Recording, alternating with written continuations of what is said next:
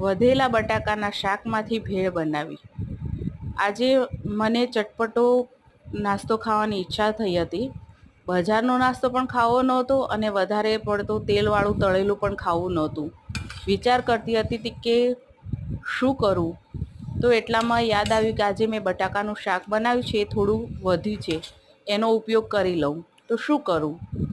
તો પહેલાં તો મમરા વઘારેલા જે હતા એ થોડા લઈ લીધા, મિક્સ ચવાણું લઈ લીધું અને ખાટી આંબલીની ચટણી લઈ લીધી।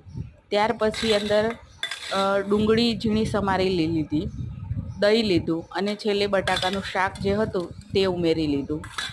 આ બધું જ મેં મિક્સ કરી નાખ્યું અને ટેસ્ટ કર્યો, કેવો ટેસ્ટ આવે છે। ટેસ્ટ બહુ જ સરસ આવ્યો અને ઘરનું જે બટાકાનું શાક હતું તેનો ઉપયોગ પણ થઈ ગયો અને ચટપટો નાસ્તો પણ થઈ ગયો।